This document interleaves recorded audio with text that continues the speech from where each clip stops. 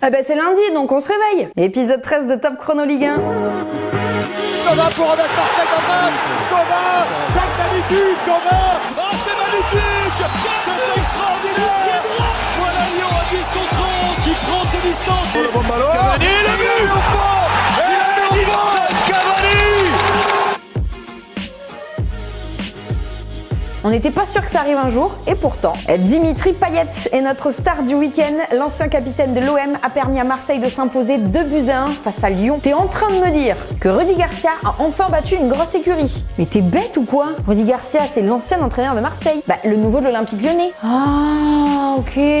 La malédiction continue donc pour Rudy Garcia avec cette nouvelle défaite. Une défaite en grande partie à cause de Dimitri Payet, auteur d'un doublé, un but sur penalty et un but qu'il a été se chercher tout seul du début à la fin. Alvaro a pourtant failli faire tout capoter. En 5 minutes, il est responsable sur le but lyonnais de Dembélé et il obtient un carton rouge. Marseille a fini à 10 contre 11 pendant 30 minutes. Ça a commencé à se tendre un peu du côté du Vélodrome. Mais ce fameux Vélodrome en fusion avec à l'occasion un énorme tifo pour les 120 ans a permis à l'OM de s'imposer, qui met fin à une série de 5 défaites consécutives contre Lyon en Ligue 1. Oh ben à chaque fois, les 5 matchs, il y avait Rudy Garcia sur le banc. Ah c'est compliqué hein Rudy. Dimitri Payet qui avec son doublé inscrit en plus les 4000e et 4001e buts du club. Marseille est donc le premier club de l'histoire à inscrire autant de buts en Ligue 1, droit au but. Et grâce surtout à cette belle victoire, Marseille prend seule la place de dauphin. Et oui, l'OM est deuxième de Ligue 1 pendant que Lyon, on est plutôt sur la 14e place hein, à Lyon. 13 comme le nombre de points récoltés avec l'AS Saint-Etienne par Claude Puel. Depuis son arrivée, c'est 4 victoires et 1 match nul. C'est simple, c'est les meilleurs débuts pour un entraîneur dans l'histoire du club à Saint-Etienne. Alors on peut se la péter chez Puel, non? Et enfin une victoire avec du panache parce que jusqu'à présent c'était plutôt contesté. Et victoire 3-2 sur la pelouse de Nantes, les Verts qui pourtant ont été menés par 2 fois. Et les buts de Troco et un doublé de Bouanga permettent tranquillement aux Stéphanois de s'installer à la 4e place de Ligue 1.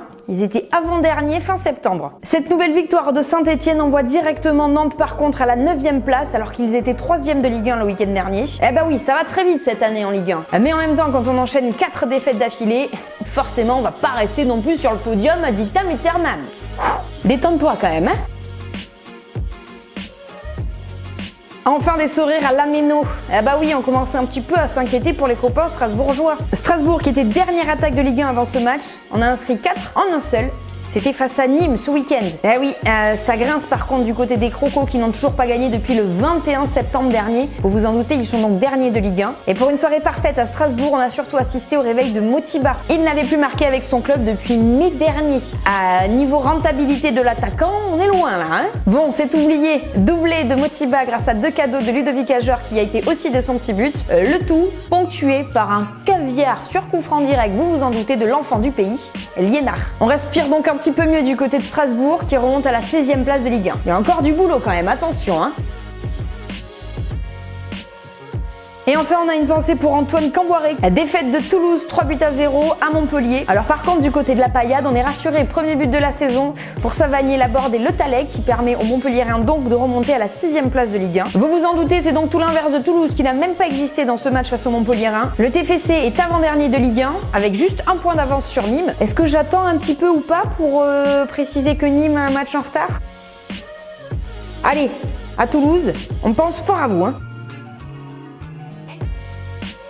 5 victoires à domicile, 3 matchs nuls et 2 victoires à l'extérieur, dont celle du PSG. Et oui, après sa défaite la semaine dernière du côté de Dijon, le leader s'est repris. Petite victoire, hein, 2-1 sur la pelouse de Brest qui subit sa première défaite à domicile de la saison. En revanche, la jolie victoire du Stade Rennais 3-1 face à Amiens. Cette victoire qui permet aux Bretons de remonter à la 10e place du classement. Grâce à la 8e passe décisive en 9 matchs de Slimani.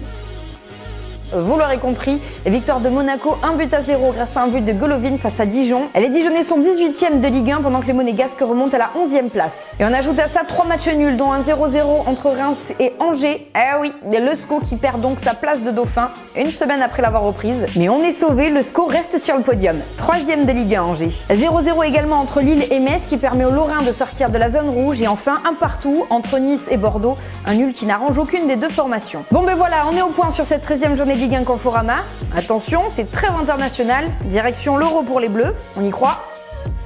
Bah c'est évident quand même. Alors pendant que vous supportez le bleu, on compte sur vous sur les réseaux sociaux, Twitter, YouTube, Instagram et Facebook. On vous veut partout avec nous et d'ici là, vous connaissez la chanson. Portez-vous bien et vive la Ligue 1.